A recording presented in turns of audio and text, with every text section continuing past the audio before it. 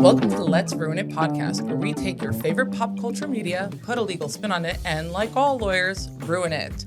I'm Diana, one of your hosts, and I am excited about today's episode. I hope that you enjoy it as much as I'm going to enjoy talking about it. And joining me to discuss it and ruin it are my co-hosts. Please introduce yourselves. Hi, I'm Jenny. And I'm Liz. And today we are tackling a beloved Broadway to screen adaptation, wonderful movie, 2002, Chicago. I'm excited. Give him the Razzle Dazzle. Give him the Razzle Dazzle, ladies. Jazz hands, lots of jazz hands. I personally love this movie because I love the Broadway show. I had seen it multiple times before the movie even came out. Then the movie I thought was done beautifully. I was surprised at how good the movie was so good. I wasn't expecting, and to be honest, didn't expect that out of Richard Gere. Yeah. To be honest. The other two I knew. He's a man of many talents. He really is. I was pleasantly surprised, and it really came together really well. I actually thought it was done It also very won. well. It was nominated for a bunch of Academy It Awards. was? It won Best Picture. It did. won an Academy Award for Best Picture. So I think other people agreed that it was And a good Catherine movie. Zeta-Jones won the Academy Award Yes, for Best Velma Supporting. to And be. she Yeah. was awesome. She really was. She was great. They were both great. I think Renee Zellweger was excellent Yep. as well. There were multiple nominations, and I believe it won 6 Oscars. Like it's a hit. Yeah, and John C. Reilly was nominated for Best Supporting Actor, Mr. Cellophane. It was so good. It was very, very good. Do you want to tell us what it's about? Yes, set in the 1920s. It's about Roxie Hart is a young, spry Aspiring aspiring vaudevillian? Yes, sure, Something. vaudevillian. something. She wants to be a star. Yeah, who doesn't?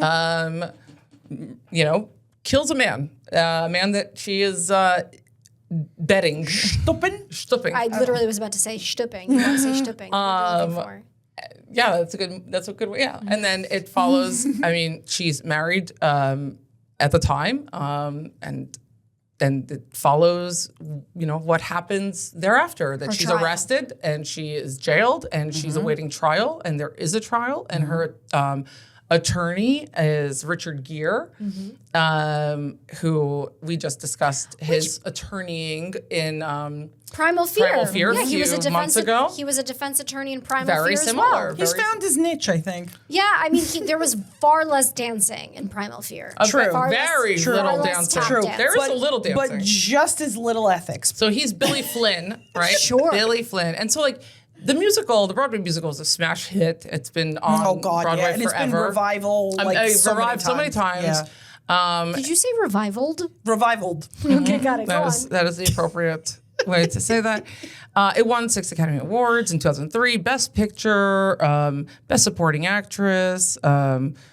There's so much. They won so many Golden Globes. Like, I'm just looking at the No, the it was list. a great, It was so critically well. acclaimed movie Well and done. just loved by the audience as well. Yeah, and so Velma Kelly is who's played by Catherine Catherine Zeta-Jones. Zeta-Jones, wonderfully. Another murderess. Yes, yes, and she's also awaiting trial, Well, so she's killed her husband, and her and his sister, sister, because she 'cause- found them in bed together. as one does. And, Does one? I don't know. Velma did. And she was rightfully pissed. And we're going to get into the Cell Block Tango because we have a lot to say about the Cell Block Tango. But basically, Renee Zellweger's character, who is Roxie Hart, she finds herself on Murderess Row. Murderess Row. And it is supervised by the matron, Mama Morton, and that's Queen Latifah. Right. And she basically, Roxie, while being there, she learns the backstories of the other women there. And that includes her idol, Velma, Who was a very popular star on the stage, on the Broadway Chicago stage, or whatever it was. And once Roxie engages Velma's lawyer, who is Billy Flynn, who everybody wants this one lawyer. He's never lost a case. Never lost a case. Roxie and Billy Flynn, they kind of manipulate the press. They reinvent Roxie to be like a virtuous Southern woman who's been corrupted by the city's nightlife and all this. And she claims that she just had an affair with that man that she killed because she was neglected by her husband. There's a lot of like, poor But really, me. she A lot killed of him. Really, she victimhood. killed him because he promised he was yeah. going to make her famous. As it turns out, he had no intention. He just wanted to get in her pants. Get in her pants. Yeah. And so Roxie Hart got real upset and shot him dead. Yes. And so once this becomes her story that she gives to the public adores her, she becomes like a celebrity from this murder trial. Sound familiar? Like an overnight sensation. I know. This has happened. It's amazing how this is set in the 1920s, so many times, and too. yet Continues it to has, happen. but like continues to happen to this day. Yep. So we were just talking about all the like celebrity trials Yeah. and stuff like that we've dealt with, and how the court of public opinion still has a lot to do with how these cases come out. Yeah. Whether we like it or not. This is very It's true. still very prevalent. Absolutely. And so basically now that like Velma sees that Roxy's getting very popular, she's like, oh, join my act. And then Roxy's like, you know, F that, I don't need you. But then there's like another woman, Kitty Baxter, who ends up murdering her husband and his 2 mistresses. And then the press and Billy Flynn are like shifting their focus to this new woman. Yeah. So then Roxy needs to regain the spotlight. And how does she do that? Oh, she falls pregnant. She claims that she is pregnant, and then it's even more sensation. Yeah. Oh my God, my baby. Just, you know, I care about my baby. And so Wacky hijinks wacky all hijinks throughout. So why don't we get started? Why don't we first talk about how Roxy lands there and what her defense ends up being, and whether or not she really has a legitimate defense. So they sleep together, and he basically confesses Fred that he's Casely. Fred Casely, and he basically says to her, I've been tricking you this whole time. I'm not making you a star. I'm not making you a star. I just wanted to shtup you. I don't have any connections. And so Roxy gets really, really pissed and starts yelling at him and starts kind of trying to get him to stop him from leaving. And Fred Casely actually pushes her. Right. He like really violently Now, sort of shoves her If he into shoves a her, wall. and at that moment, that's when she shoots him, it's a very different situation. It is, but I still don't know. So we're talking about whether this rises to self-defense. I do not believe it rises to self-defense in any way. Number one, he pushes her, but then he turns around and leaves. Right. He's done with her. Because he leaves, it's Okay, no longer wait. the self-defense. Let me stop you a minute. Yeah. Miss Family Law Attorney. Yeah, tell me. Is she eligible to get a restraining Yes. order against him based on his act of shoving her even though he walks away? I think I so. think so. Do you think it rises to the level of domestic violence just based on the shove? I think, but that's not just what the judge is supposed to look at. The judge is also supposed to look at whether or not there is a reasonable threat of future violence. No? If we're talking about the silver prongs, not having Well, to do but before. also her fear of him. Right. Do you think she exhibited fear of him? Not when she turned around and shot him, no. No, in that moment, she didn't seem fearful. But they have a relationship, so she certainly qualifies for a restraining order. There was physical contact, so that prong is certainly satisfied. I think, so what we're talking about, the silver prongs, we're not talking about the tines of a fork, right? It's a case called Silver that the courts in the state of New Jersey use to determine whether or not there is cause for a final restraining order. And one of the prongs is whether or not there is fear, right? Am I doing this correctly? Whether the alleged victim has fear of the offender and there's a reasonable belief that there will be future acts offenses. that they need to be protected Right. from. So then I think the first prong is satisfied. I think then the question becomes, will there be a continued relationship between these two people such that she fears him and he's Probably going to not, beat the because shit she's out of her like again? on his way out. And he's like, I don't want this anymore. So you think it fails? I do, For that reason, right? for that reason. Interesting. Plus, I also don't think she exhibited fear. No, But she can claim that she did. of course. She comes into court and says, I was I'm so scared. I'm so scared for my life. And clearly, she's a very good actress, as we come to find out. Of course. She does quite well for baby. herself. So you feel like I think she gets a temporary restraining order yeah. easily, It's not that. right? That's It's true. not that hard to get a temporary final, restraining maybe order. not. Yeah. Final? Okay. And But you the don't PRO think, she's and you getting. don't think the acts that he put forth was enough to justify self-defense for what she did. No, I don't think so because I think if he's pummeling her, right? If he shoves her. If he shoves her and he's still on top of her, and then she shoots him while he's like That- on top of that her, to me is self-defense. Self-defense. Totally. It's that he I walks think away. maybe then That's there's what a it question shifts. of, right, because self-defense also comes down to, is the self-defense that you're using out of like it's like not appropriate? Like correct? Is it the same appropriate level, right? Yeah. If someone is like, is it proportionate? if someone is like, I don't know, waving a stick at you and then you shoot them in the face, that's probably not a proportionate. A little bit exaggerated. That just came up in the trial that we were discussing before this. Before we started recording, because just this week, at least the week that we are recording this, it was when the Carmelo Anthony, not the basketball player, Carmelo with a K, the verdict in that murder trial just came down in Texas. And he's guilty. And he was found guilty and given 35 years. They were claiming self-defense. Claiming self-defense. But and a big issue in that trial was the disproportionate act. Like he had a knife and he stabbed this other 18-year-old boy. But for first, that boy had shoved Carmelo Anthony. And so, it's a disproportionate actions, that a shove shouldn't then be met with a stab is what the argument against that would be. I think in this case, in the movie, I think he shoves her and then leaves, right? And he's actually walking away. He's walking away. And she stops him. She starts sort of yelling and saying, how dare you, how dare you? And he kind of turns around. They're already on opposite sides of the room. And he turns around and as he's walking away, she's reaching for the gun.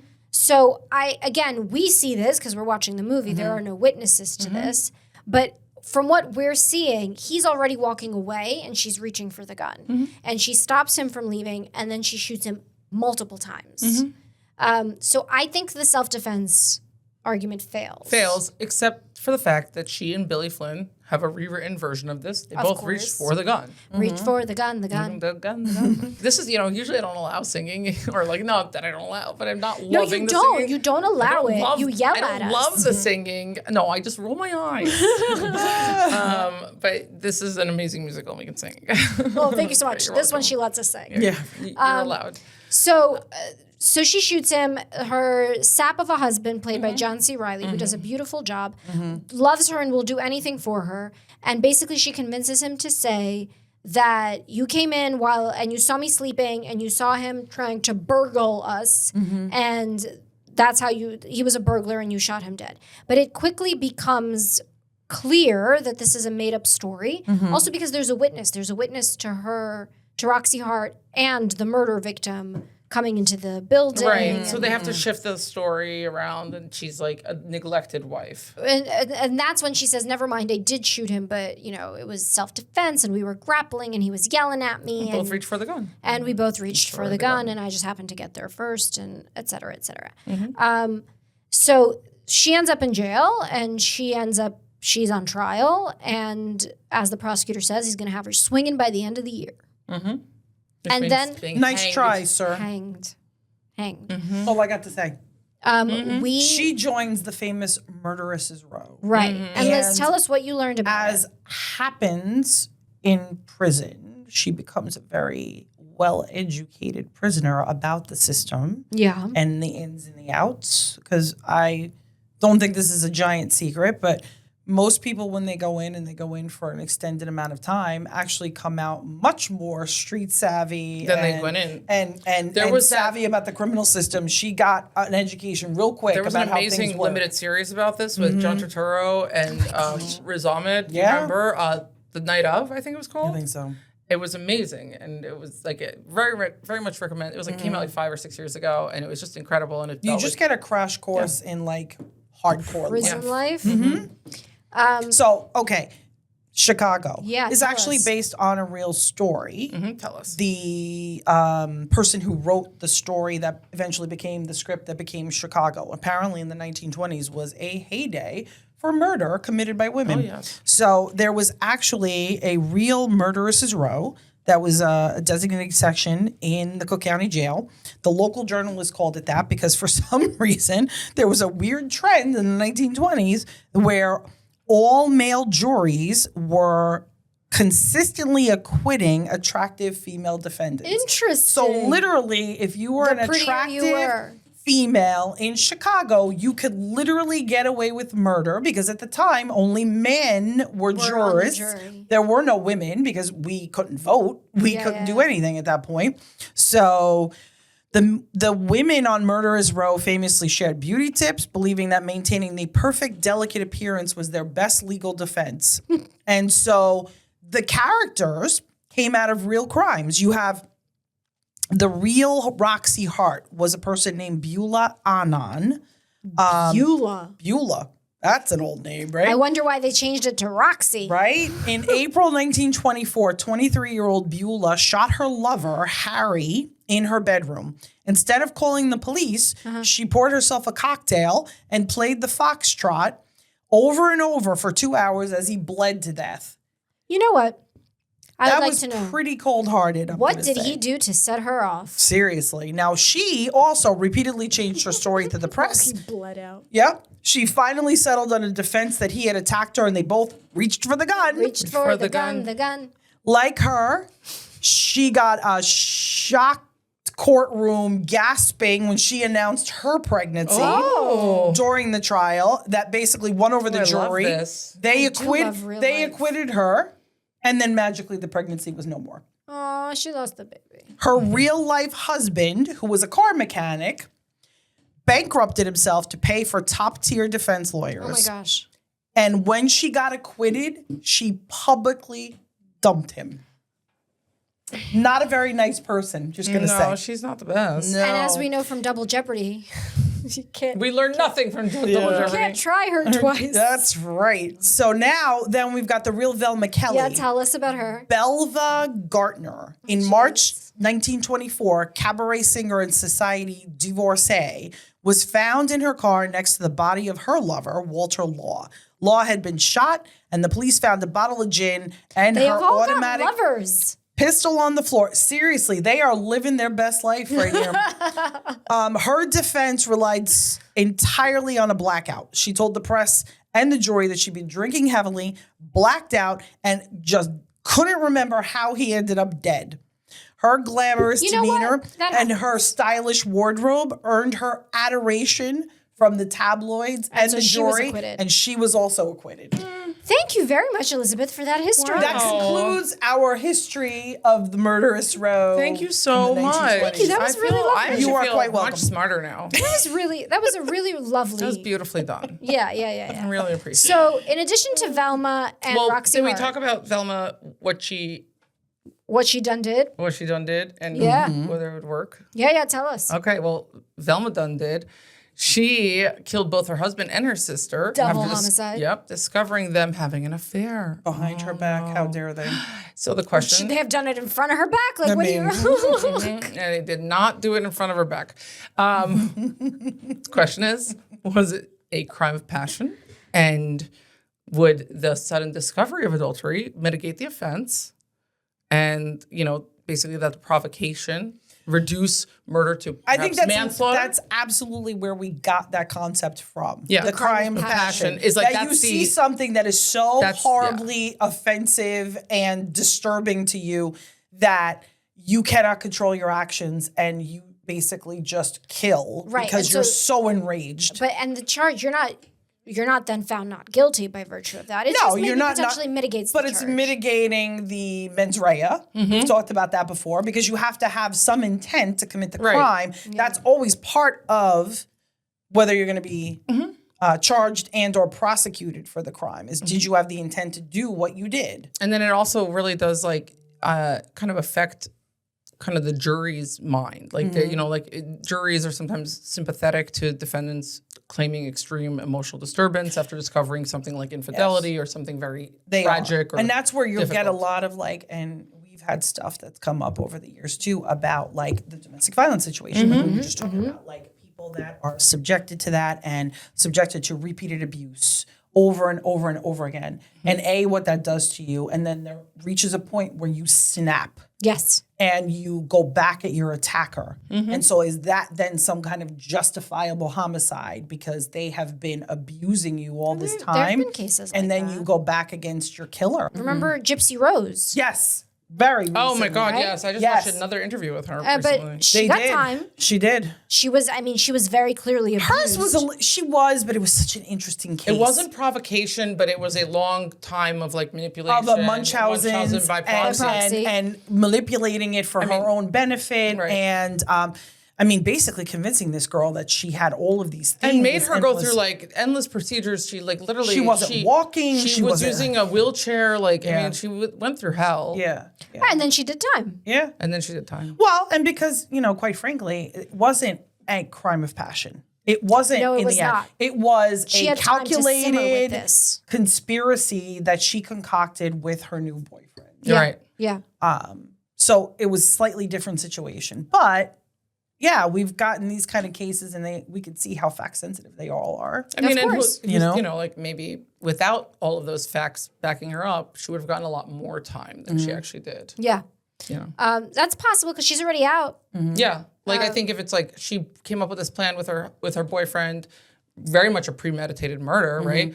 But it was because like, she wanted the inheritance. Yeah, I was about to say the money, right? Something like that. And there was no Munchausen by proxy. Yeah, yeah. There was none of this like Maybe she torture. would've gotten more time. Oh, I think for she would have gotten sure. she'd still be there for forever, you know? Yeah. So basically, it's the sympathy factor, right? I mean, and that's what this movie teaches us: is can you pull on the heartstrings? Can you get? And I mean, I guess that's the benefit of answer jury. was yes here. I guess that's the benefit of a jury trial. I mean, in what we do, we don't typically have jury trials, so Correct. it's a lot different. A Right. jury trial versus a judge trial is really different. You can really manipulate the emotions of the jurors and how they feel about you because. Although they're supposed to be neutral, look, they don't do this every day. That's what Billy Flynn does. That's what Richard Gere's character And does. that's why he gets paid so highly to do it. That's the entire point of Razzle Dazzle. I gotta say, I love him as just like as a fictional attorney. Just a I human, think, or- No, I just think it's like because it is like I've done jury trials and it's you have to give them the razzle dazzle. You do. right? Yes, Like, right. I mean, You and care about everything. it is the outfit, razzle dazzle. everything. You know? I will tell you what I call it. I call it the dog and pony show. right. That's what I always say to my clients. Like they want the dog and pony show. They The do. haircut, the facial hair, like every single aspect of it is like thought through. You are trying to present an image. Yes. You're crafting the image. You want to set the scene in their mind, and that is exactly what he's doing. You study the psychology of juries Absolutely. in order to prepare for it. Yeah. Yeah. So who else is on Murderess Row? Let's go Diana, through. let's go through the list. You have the list in front of you. So Cell Block Tango, which is such an amazing Such song, a great right? song. It's just I have to say, when I was doing the rewatch for this episode and I was listening to it and we got to the Cell Block Tango part and I was actually listening to all their crimes, I just kept thinking to myself, they really had it coming. oh my God. I know you texted me that. I'm like, yeah. Like They really had it coming. they really, yeah. And the gum popping gum, would have set me off, man. Pop. So it starts with, if you haven't heard Cell Block Tango, then you know it starts with these words. It's like pop, six, squish, Cicero, Lipschitz. And so Lipschitz is my favorite. and that is, oh my God, it's so good. It's just an amazing song. And like the song says, like he had it coming. He only had himself to blame. If you'd have been there, if You would have done the same. And you know what? Would have done the same. Who can argue with that? Okay, so let's So start the with first number one. one. Pop. Pop. So the woman who sings pop, she's Liz. Is her name Liz? Oh shit. That's right. Liz, how's your husband doing? Still popping away. He's fine. Boy. Okay, so you know how these people just have these little habits that get you down?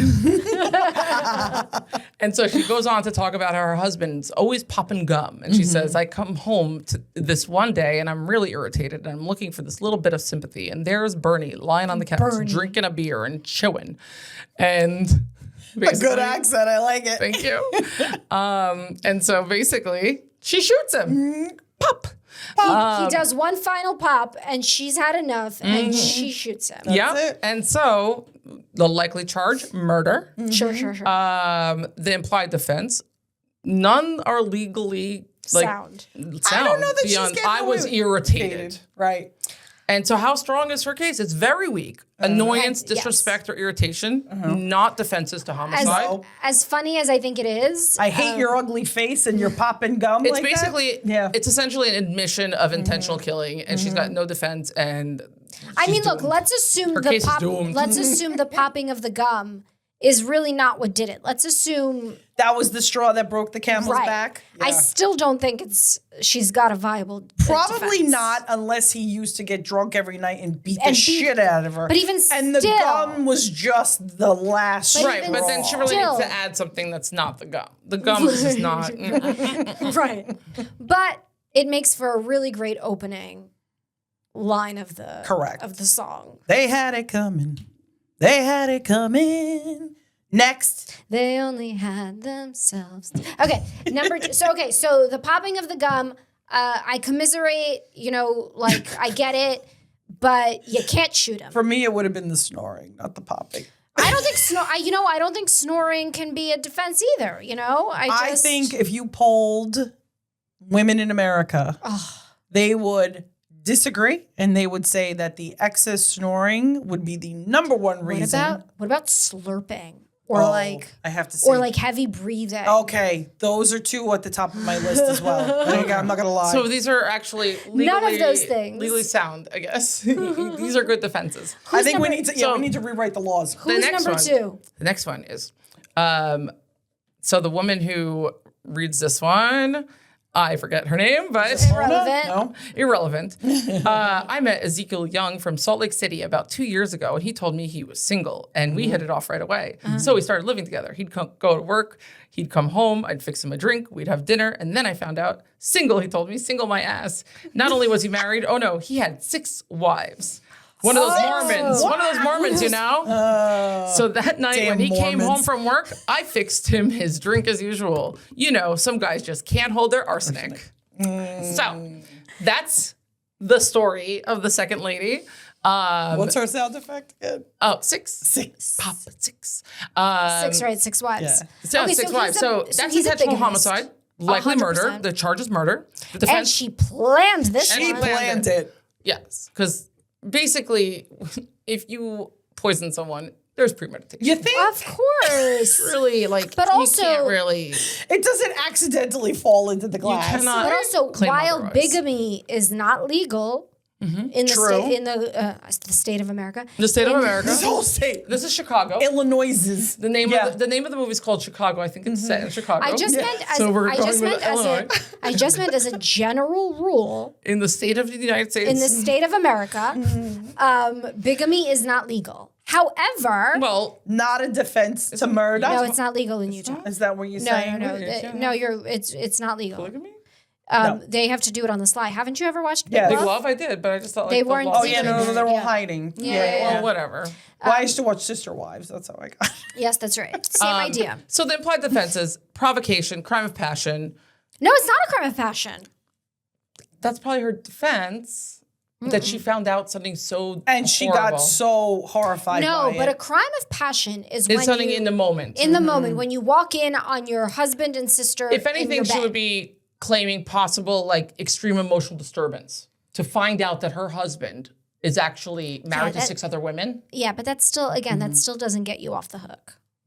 Well, that's just really polygamy. No, but you can't Not actually legal, marry more but than one person. decriminalized for not consenting legally, adults. but it's not really Since 2020, a which is major 2020, by the way, punishable after Big Love, by the way. thing. Yeah. Since 2020, polygamy is only an infraction, like a traffic ticket, punishable by a fine of up to $750 for consenting But see adults. now- But then it's like, do you keep getting but that fined because you're going talks- to keep being married to these Okay, people? but I'm going to make a distinction. That talks about consenting adults. So that means that they're entering into a polygamous relationship with their eyes open and knowing. Right. This She did not. woman did not. She did not still- consent to be a sister wife with 5 other women. She still didn't. But also, she wasn't a sister wife. Sister wives all live on a compound together. Agree. So, but that's Right? not. So this is not a polygamous marriage. This is no. just a serial. This was bigamist. a bigamist. Yeah. Yes. However, agreed with all of the above. However, you still can't poison him with arsenic. He had it coming. He had it coming. I get it. No, I get it. Like, will a jury of her peers convict her? They should. Let's be clear. So now the next one. In Illinois, bigamy is a class 4 felony. Class 4. It's not even taken Wait, seriously. and marrying a bigamist is a class A misdemeanor, but that's interesting. So what if how you does she, don't know? Exactly. Why would she get punished when she didn't know? Yeah, that's bull. Interesting. Okay, go on. All Okay, right. So next. we've determined Next. this one's got to hang also. Next. Carving up a chicken for dinner. minding my own business, in storms my husband Wilbur in a jealous rage. Wilbur? You've been screwing the milkman, he says. He was crazy. And he kept on screaming, you've been screwing the milkman. And he ran into my knife. He ran into my knife 10 times. So He had it coming. all right. So he ran into her knife. What's the sound effect for this one? Squish. Because she squishes his organs. Is it? No. No, I don't know. It doesn't matter. Maybe it's Cicero? No. Cicero is Velma Kelly's sound effect. Anyway, okay, so let's talk about this. He is yelling. He's accusing her of having an affair. Okay. He's yelling at her. Is he threatening He's not. her? No, I don't think she doesn't indicate that he's attacking her. But he's like, she said, he's like acting crazy. He's screaming like crazy. What does that mean? Maybe he's in her face being like, you've been screwing the milkman. And then what? And maybe he's in her face and making her feel. So she's holding. Like she's in danger. She's chopping She's chopping up. No, she's chopping chicken. Chicken. Yeah. Sure. So it's a stronger knife than an onion. Chick.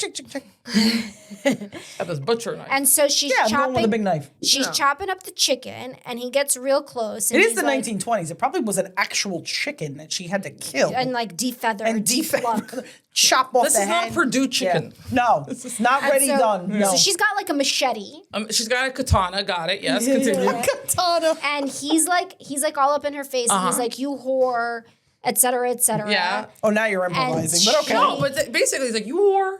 Right, and she turns the machete this way, and he gently walks into it. He ran into my knife 10 times. Continues to walk into it 10 times. She repeatedly stabbed him in power, and so like it's an intentional killing, right? Is it a crime of passion? No, I don't think so either. I don't think so. No, but They weren't caught in the act of anything. Yes, no. he comes in with the allegations. I think if anything, you'd have to reframe it as like you have to frame his behavior as so aggressive. wild and aggressive that she actually had feared for her life. Self-defense. But again, Maybe he grabbed her. 10 times. Maybe he grabbed her. 10 times? I mean, you got to make sure it worked. That's the number one rule of horror movies. I know. You should always cut off the head. Oh, that's true. We Always. learned that from Twilight number 4. Yes. cut off the Everything we learned from Twilight. So I just don't, it's just not, she doesn't have a good defense. None of them do. Go on. You know what's funny though is that this entire song is designed to try to make us feel sympathy for these women that they were in a bad, abusive situation, Of course, and had no other way to get out of it other than murder. But when you really break it down, Well, we don't even know if she was screwing the milkman. It's just that he came in like in a jealous rage. It's true. Maybe and he was an could've been- alcoholic. and maybe he was completely unrealistic about that. Just was one of those people that accuse people of having an affair when they don't. Let me ask you a question. Does that make a difference whether she was or was not? What? Does it help her defense in any way? No. If she don't think was so. screwing the milkman? Yeah. Or I what think if she it does. wasn't? Is it relevant in any way? It's not so relevant, but if she wasn't, think- she could make a claim that he like just came up with shit on the fly and like would like was run with it. relentless about it, and it was a repeated I pattern stabbed of him abuse. 10 times. Yeah. Well, he ran into her knife 10 times. Yeah, what are you going to do? I also don't know the size difference between them. Maybe he was That's considerably true. bigger than her, and so she needed to do it to That's- slow him down. Yes. Kind of like Michael Myers or Jason. You know how many times you got to stab those guys? Gotta to cut keep off them the down? head. You know. Liz is getting all of them off. The next one is the foreign one, so I'm not going to try to do that. But she We're does- not going to do the Hungarian prisoner. It's all in a different language. Yes. I wonder if it's real. I don't think it is. All right, go on. I mean, it has in the wait, lyrics. It's do like we mit know- Kursic. do And we- it. Do we know anything about any of what happened? No. According to my translation. Well, she is. Mit Kisurek it. What are we doing? What are we doing here? He says, and she also says, What language is this? Nembuno, Hungarian. Nembunos, not guilty. So she repeats that apparently in And the that's narrative, and I don't know So that we there's don't know anything. anything about her I don't know story. that there's anything else we get. Well, so here she is the only Katalin one. Halinsky is her name, a Hungarian woman. She is the only one I think maybe has some sort of defense in terms of legal representation. Yep. Right? She does not speak English.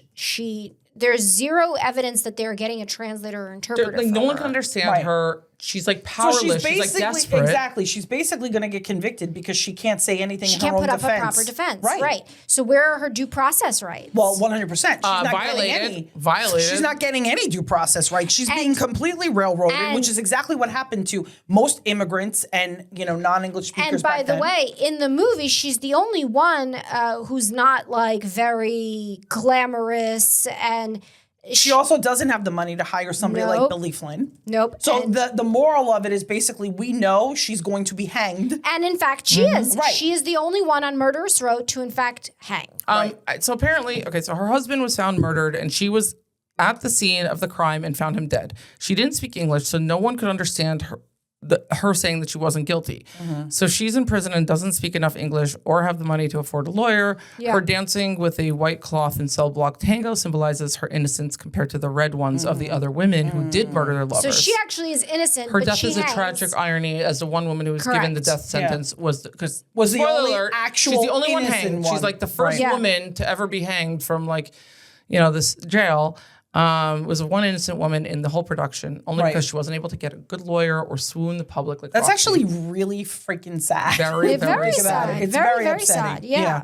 It's very sad. So, yeah, she didn't do it. Basically, she's actually innocent. It's mistaken accusation, and that's really sad. Right. She's the only one who really probably has some sort of legitimate defense that we don't know anything about. Right. Because no one's bothering to get her. I can't translated. understand. I can't believe there's in no a- translation. But that's my point. Like In the in a city 1920s. like Chicago, You could get a with all translator. those immigrants, there was not one person that spoke Hungarian that And- could yeah. say what she was saying. And it wasn't like it was like Couldn't such use Google a. It's not Translate. like such like a. No. It's not like one of those like languages that is like barely spoken or like so like it is enough of a prominent It's language. enough of a yeah. Yes. Although I In the have 1920s. heard, you guys can correct me wrong, but I have heard that Hungarian is pretty unique and doesn't really share I guess a language But you base can find too common. a Actually, Hungarian I'm trying person. to remember because my husband's a font of information that no one in their right mind should know. Yeah. But so apparently, I believe he told me Hungarian and Finnish are very similar, which makes no flipping sense because they're not near Was this one just another something at you all. guys were discussing over dinner? Oh, I one mean, he night, just or- randomly brings things up all the time. I mean, what can Is I this tell you? pillow talk? Welcome to my life. But I believe it's like some obscure country. They don't share that commonality like the Romance Finnish and languages. Estonian. There we Hungarian go. is an Uralic. Uralic language, not Language. Indo-European, so it's close. Like to the neighbors neighbor are is Finnish and Estonian, even though they're very distant cousins, right? Like they have a common Okay. base, but they're not like any of the other languages around them. Basically, which is super weird. basically, the poor woman had to hang because no one could understand her. Right. Right. All right. So that's So her. sad. Next one. Okay. So next one is Velma. My sister Veronica and I had this double act, and my husband Charlie traveled around with us. He only had Himself to blame. Now, for the last number in our act, we did these 20 acrobatic tricks in a row. 1, 2, 3, 4, 5, split spread eagles, backflips, flip flops. One night, run right after the other. So this one night before the show, we were down at the Hotel Cicero, the three of us boozing, having a few laughs, and we ran out of ice. So I go out to get some. I come back, open the door, and there's Veronica and Charlie doing number 17, the spread eagle. Well, I was in such a state of shock, I completely blacked out. I can't remember a thing. It wasn't until later when I was washing the blood off my hands, I even knew they were dead. Oh my Oh my God. Ay. Yeah. That's a crime of That's passion. a This crime is of this is like a passion. textbook example of a crime of passion. Correct. Yep, like very much. But can we please explain how, Veronica and Charlie are so stupid to think that they're going to be able to do it in the time she goes to the ice Yeah, machine? she just went to get ice. The ice machine, really? You don't know anything about, Yeah. So their and it's their sexual prowess. I mean, although it is a textbook like crime of passion, like that's historically, it's kind of a weak to moderate, like, I don't know, especially today. Like that just doesn't fly as much. I don't know. I feel like it's worse. It's your husband and your sister. Like that's 10 times rough, worse man. than a stranger, don't you think? I think actually back rough, then, man. the sudden discovery of like a spouse's affair was like treated more sympathetically Than it is than just now. ordinary like jealousy and more so than it is now. And I Yes, would agree with exactly. you because it's much easier to get a divorce now than it was in the 1920s. That It won't was get you acquitted, unheard but of. it'll mitigate like Yeah. manslaughter in some jurisdictions. Yeah. Yeah. So that was that one. Well, and in the movie, Velma, in fact, does get off, but not because she's found not guilty, because she turns on Roxie. She supplies, quote, evidence, right? That's really basically fabricated. But she does it for a deal. And the deal is that she's going to testify against Roxie. And she's going to, all the charges are going to be dropped. So she gets off the hook in that regard. Yep. So, and we'll talk about that. We'll talk about that. Yeah. All right. So then we've got Who do we got? Lipschitz. Lipschitz. I loved Al Lipschitz more than I can possibly say. He was a real artistic guy. You know Ralph Lauren's real name is Lipschitz? No, I did not know that. Wow. Well, okay. He was a real artistic guy, sensitive, a painter, but he was always This is Mona. Yeah, he was always trying to find himself. He'd go out every night looking for himself, and on the way, he found Ruth, Gladys, Rosemary, and Irving. I guess you could. I forgot that part. I guess you could say we broke up because of artistic differences. He saw himself as alive, and I saw him dead. I love that so much. Mona. God, I love that. What's her sound? Lipschitz. Lipschitz, yes, of course, Lipschitz.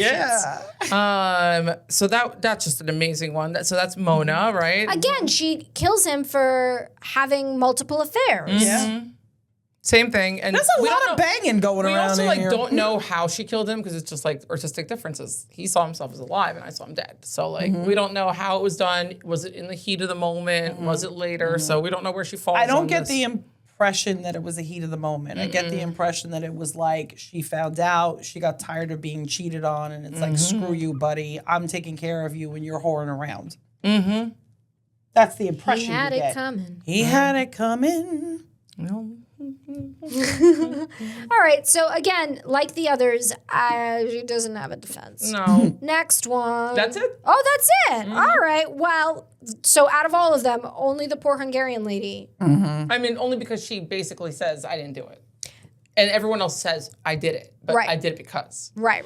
In hers, when translated, it's like, not I didn't do guilty. it. Yeah, Right. she And says not guilty. she has the little white Yes. flag. So. Or the handkerchief, whatever it Right. is.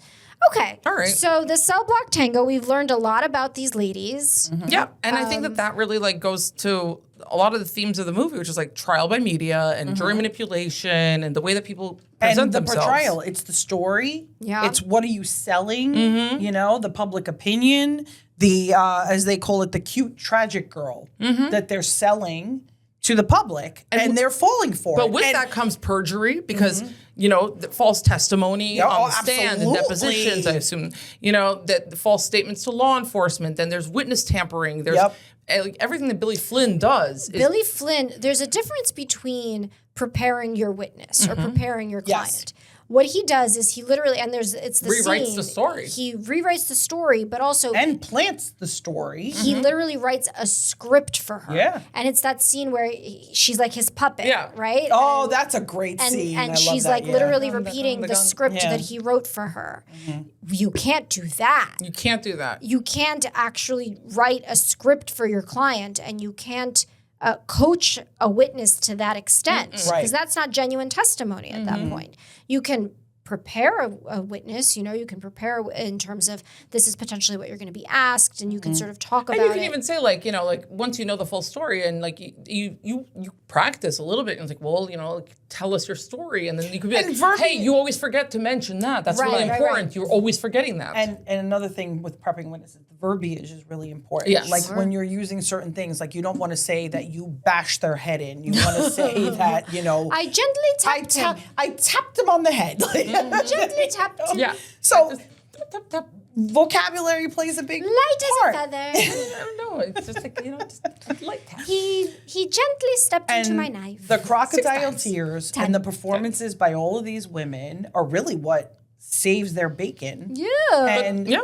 I mean, I also think it's quite the commentary on the American male that they fall for this in the 1920s. I know. When they're the jury pool. This movie really does bring up a lot of that the archetype, the gender, like stereotypes. Yeah, like the gender bias. The bias. It's gender bias in the criminal justice system. It's like portraying women as helpless victims, like incapable of calculated violence, leveraging. Well, and that's the thing, and that's their prejudice. Right. They think they couldn't possibly a woman was not capable of this. think of that, you know? The A, not smart enough, and B, they don't have that kind very of... delicate. She's delicate and gentle. Right. She could never do that. It suggests that juries don't apply the law equally across the genders, right? And it kind of I don't know, it like leverages like notions of like femininity and like victimhood, and that like, you know, if you're a lady, you're the victim no matter what, even if it's your knife.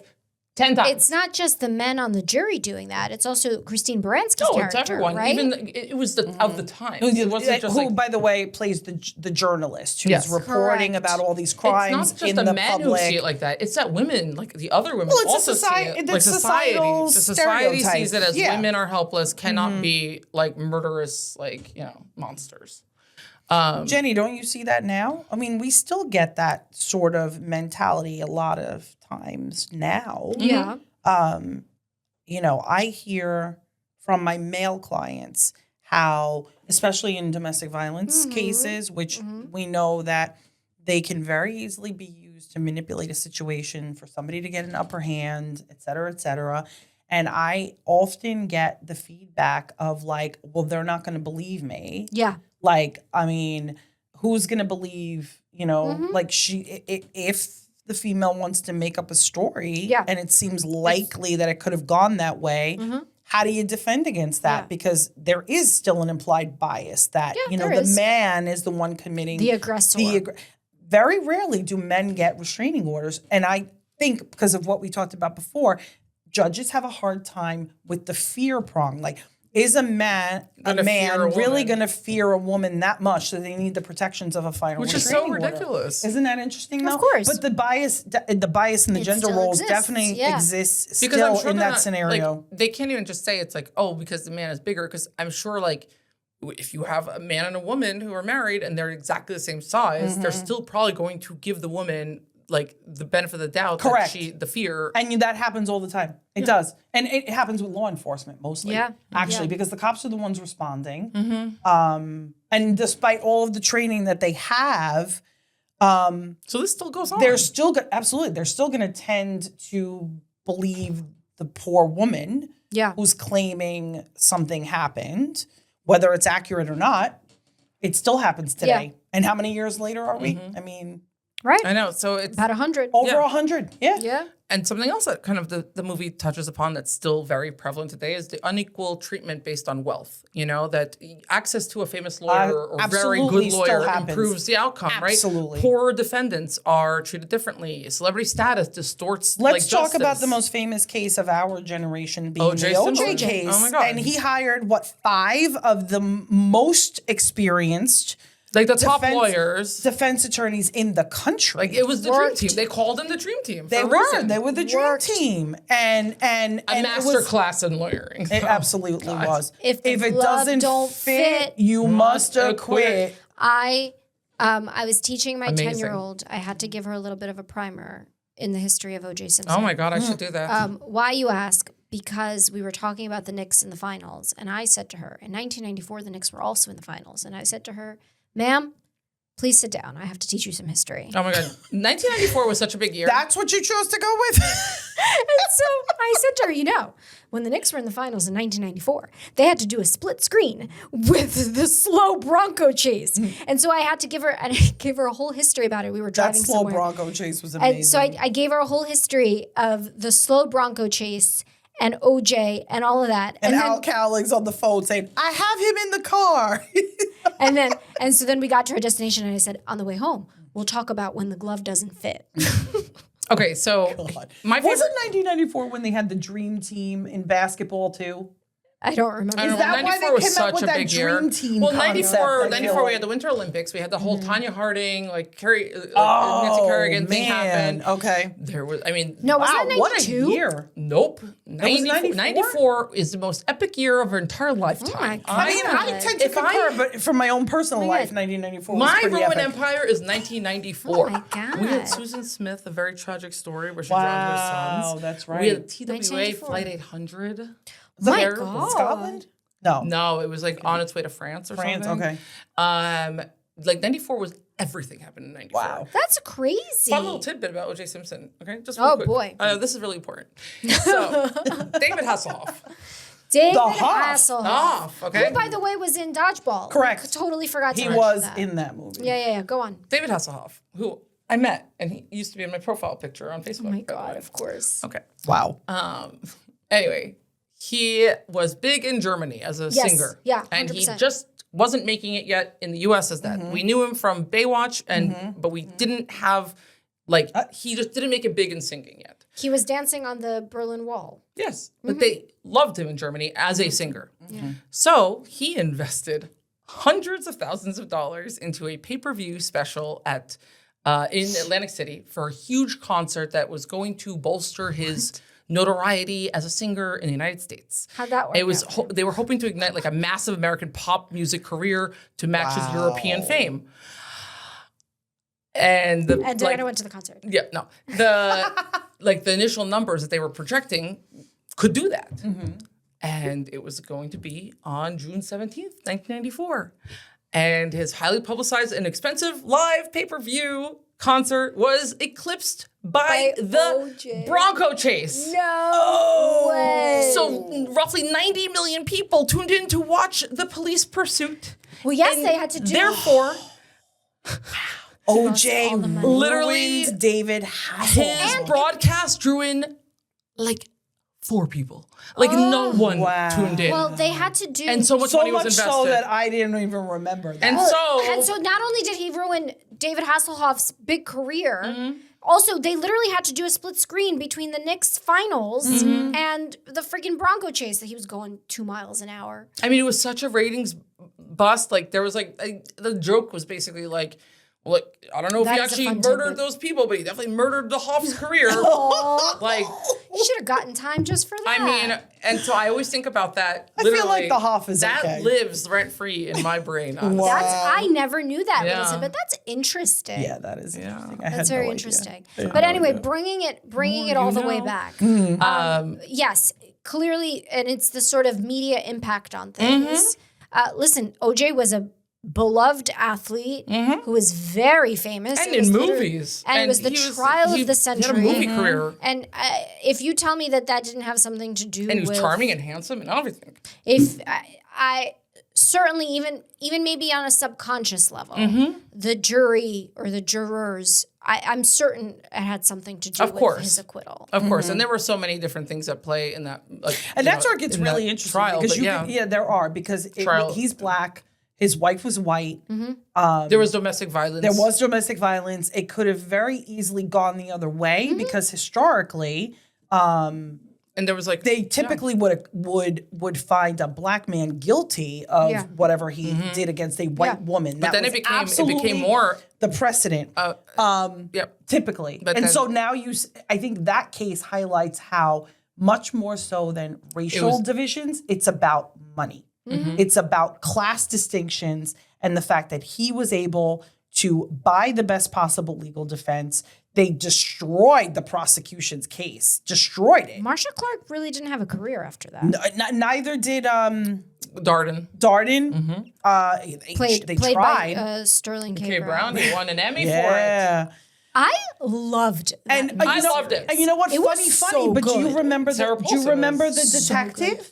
Yes, the And detective. he just Oh, died. That's what I'm Yeah. saying. Like he was just in the news. He Oh my just God, passed away. yes. Yeah. And he did time because he got convicted of planting false evidence. False evidence. That was really what. that was one of the insane. biggest. Mark Furman. Mark That was Furman. one of the big things that was crazy. Killed that case. That killed it. They all around bungled the And case. then, like in the middle of all of it, it's just like Massively. Kato Kalin being like nothing, like just Right. like absolutely contributing. I to none of it. kind of really no, but I They- really kind they of really actually I bungled the really feel case. bad for Marsha Clark? No, the other guy who got killed. Oh, Nobody Ron Goldman. Ron Ron Goldman. No Goldman. one talks about him. No, we Like, do. But I you know, mean, so he was Because Ron acquitted. Goldman's family has, really worked hard on. They have, and he was They OJ were, was and they were acquitted, successful with a In the civil, civil suit suit, the civil suit. against him. Yeah. but they never got paid out. No, I mean, And look, at the end of the day, OJ did still do significant time. For the burglary, the robbery. The armed robbery or whatever it was. So he never did time. And then do you guys So remember? look how far he fell then. A separate event. Do you guys? Yes, of course, it had nothing to do with the murder. double homicide. But do you guys remember that he wrote a book called "If I Did It"? If I did it, and everybody was like, "Really?" Well, that actually brings up even more, like, this is amazing, but this brings up like IP issues because in the civil suit, the Goldman family, as part of like their like what they won. They won like millions. They won millions that could like never really be paid out. Right. But they also won the right to control the IP for anything that like basically OJ put out, particularly. So the book, when he published that book, they were able to control intercept the font on the cover. So it says like "If I Did It," like that was the name of it. They made the "if" so tiny that the title just looked like I did it. Yeah. Wow.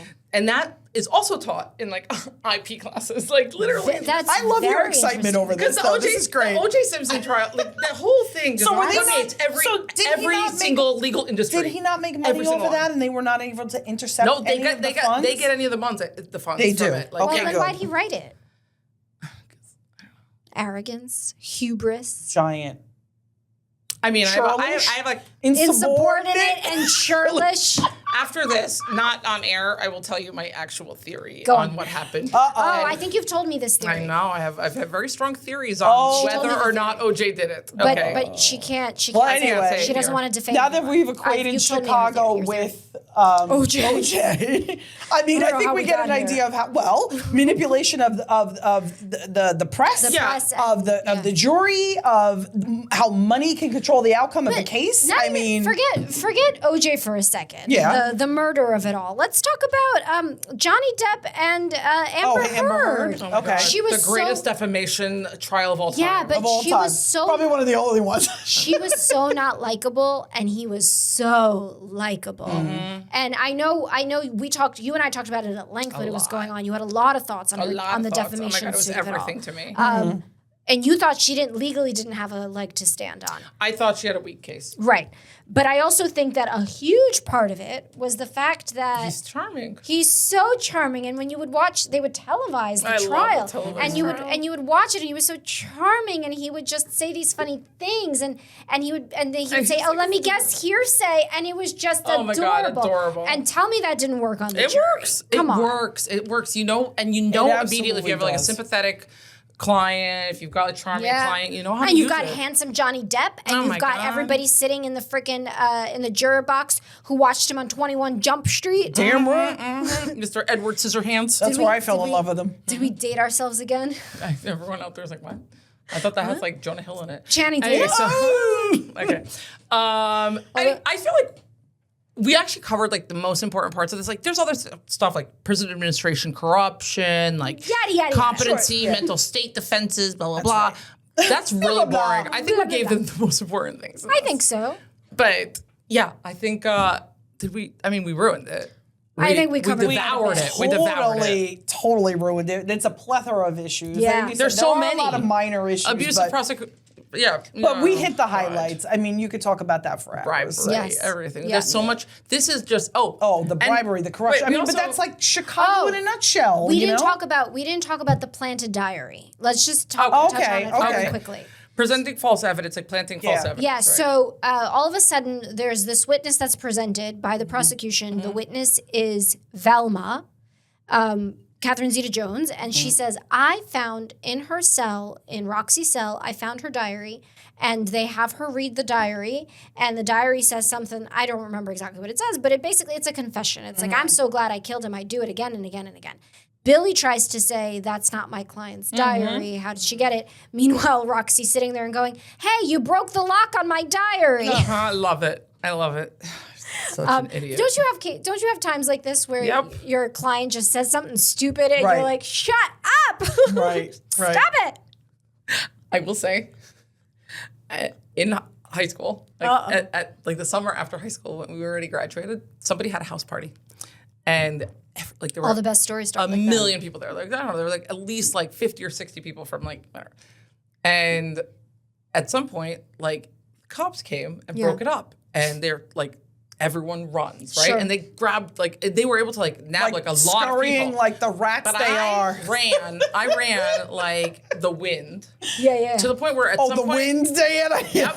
Because at some point, I found myself just, like, so many blocks away, and everything's quiet, and I was like, well, I'm sufficiently away from this party. Okay. And so, but I realized, like, well, my car is still parked nearby, and my purse with my car keys is in that house. Great. So I have to walk back to this party, and I walk up to the door, and the cop is at the door, and he's like, were you in this party? I was like, no, I'm just arriving. And he's like, you don't want to be in there because, and then I look in, and there's like a bunch of my friends sitting in the living room with several cops, like basically like whatever. And I'm like, oh yeah, no, I don't want to be in there. And he's like, yeah, I would recommend not going in there. I was like, okay. So I go back outside. And then I'm like thinking, so I just go back up to the door. I was like, so listen, I wasn't in that party, but my purse is in that party. Yeah, right. Stop. Can I get my purse? And this guy is like, okay. And he walks me into the kitchen. I grab my purse. No, I walk he did by not. all my friends in the living room, being like, No, sorry. he And did walked away and not. drove home. And there's an example of the cute, helpless girl getting her I just see my way. purse. Oh, I wasn't at this party. And but it was basically like I was doing like a Roxie moment of like you Wow. broke the clasp to my diary. wow, Diana. Are you sure you want wow. this story on the record? I mean, Has your mother finally listened to an episode? no. She knows I've been to And parties. she never All I will. She never will. didn't do anything bad at the party. It just got broken up So- because of noise violations. So basically, she starts to then read from the diary of this like really false confession. Roxie says, "I never wrote that," which there's no reason to not believe her. Right. She's lied about everything, but in this case, it doesn't seem like she actually like she Including seems the genuinely pregnancy? correct. But in this case, she seems genuinely confused by that because she initially says to Billy, "What's the big deal? There's nothing but gibberish in there." Like she doesn't expect that there's going to be anything written in there. And so then Billy plants in the jury's mind that this was planted by the prosecutor and that this was actually false evidence that was planted against Roxie. And he actually insinuates that the prosecutor did all this to try to hang Roxie. But also he cuts a deal with Velma, and he gets Velma to confess that she did not actually find the diary. She gets Velma to confess that it was given to her by Mama Morton, and that Mama Morton said that somebody sent it to her. We have no, what's it called? The chain of custody. custody. Thank you. We have no idea where this diary actually came from. We have no idea who was holding it. We have no idea who was writing in it. Nobody's doing a handwriting analysis to see if it's Roxie's actual handwriting. It's just submitted as evidence. And by the way, it's submitted as evidence. You can't have a surprise witness. There's no such thing as a surprise witness. There is no such thing. We've said this in other established episodes. this so many times, right? But that doesn't happen. But then, yes, basically, Billy Flynn, I mean, the amount of tampering, right? Like encouraging false testimony, knowingly presenting fabricated evidence, pressuring witnesses to lie. Like, there's such a long list of what he does. And in real life, like, I mean, he would be disbarred. He would be disbarred. He would probably face criminal liability. Probably. I mean, the attorney ethics violations, like, just run rampant. it's like too many a list. Yes. But yeah, and so But hey, he gets the job done for he her. gets it done. He's effective. Yeah. He gives an old razzle dazzle. Well, and doesn't he say the exact same thing in Primal Fear? He sure does, doesn't he? He says, give him the old razzle dazzle. Razzle dazzle. and then he does a little tap dance. With sequins in their eyes. Anyway, now I think we've done it. Okay, so I think we've done it. I should also note, this was a recommendation by one of our viewers, Meredith, who was the one who suggested Primal Fear. Thank you so much. Oh, she's got a theme, and she clearly is a Richard Gere fan. She's actually, I think she works for Richard Gere. I think I think she might be his PA. So no, but honestly, thank you, Meredith, for a really great suggestion. And for listening to us. And because this one, I mean, there's stuff we didn't even cover, but we're just like, at this point, it's been an hour. So this was a great suggestion. Thank you so much. You guys keep the suggestions coming. Like, subscribe, check us out on YouTube, Spotify, Apple Podcasts, Instagram, Let's Ruin It Podcast. We take all of your suggestions to heart. So keep it coming. So much. Get it like Roxie Hart. Thank you so much for watching, for listening, and we'll see you guys next time with something else equally as ridiculous. Absolutely. Bye now.